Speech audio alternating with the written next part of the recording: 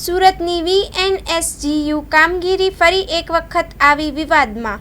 Surat VNSGU કામગીરી ફરી એક વખત વિવાદમાં આવી છે. કોલેજ સંચાલકોની બેદરકારીના કારણે વીએનએસજીયુની પ્રાણ પ્રતિષ્ઠા ફરી ખરડાઈ છે. કોલેજની ભૂલને કારણે સાચો વિદ્યાર્થીઓએ ફરજિયાત પરીક્ષા આપવી પડે તેવી નોબત આવી છે. 2 એપ્રિલથી પરીક્ષા કિમની વિદ્યાદીપ કોલેજ 27 માર્ચે લઈ નાખતા વિદ્યાર્થી ભેરવાયા. પરીક્ષામાં પારદર્શિતા જાળવવા માટે ફરીથી પરીક્ષા લેવાનો નિર્ણય કરાયો છે.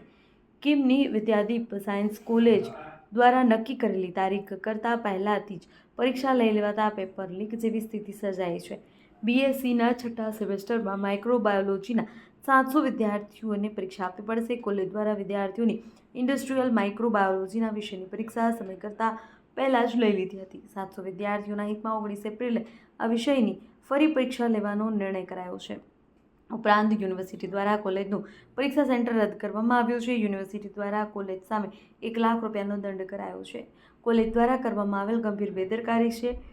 કિમની કોલેજમાં વિદ્યાર્થીઓ માટે નજીકમાં આવેલા કોસંબાની સાયન્સ કોલેજમાં પરીક્ષા સેન્ટર ફાળવવામાં આવ્યું છે. અહેવાલ ન્યૂઝ સતીશ કુંભાણી સાથે ચિંતન ગજેરા, સુરત.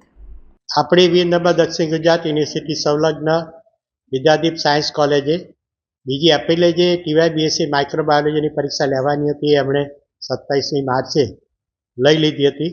યુનિવર્સિટીના પરિપત્રને અને એને બિલકુલ બેદરકારીપૂર્વક ન ધ્યાને લેતા તેમણે 27 તારીખે એમના કેન્દ્ર પર 7 વિદ્યાર્થીઓએ પરીક્ષા આપી હતી. યુનિવર્સિટીના કુલ 27 કેન્દ્રો હતા. 700 કરતાં વધારે વિદ્યાર્થીઓએ પરીક્ષા આપી હતી. આ તમામ રદ કરવામાં આવી છે અને હવે એ 19મી એપ્રિલે લેવાના છે.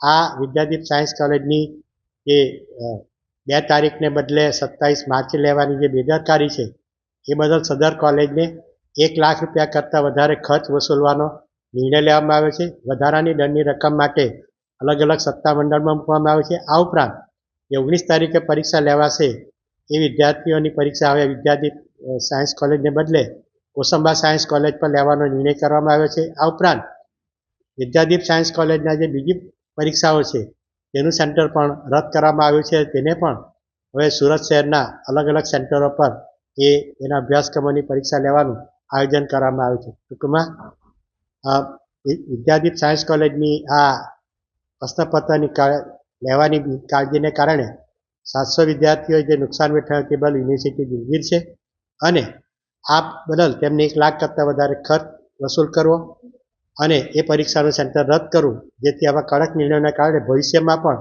યુનિવર્સિટીની આ પ્રકારની પરીક્ષાઓની લેવાની સેન્ટરો બેદરકારી કરશે તો દંડની રકમ પણ વધશે અને એક સત્ર કરતાં વધારે સત્ર સુધી એનો પરીક્ષાનો રદ કરવાનો પણ નિર્ણય લેવાઈ શકે છે.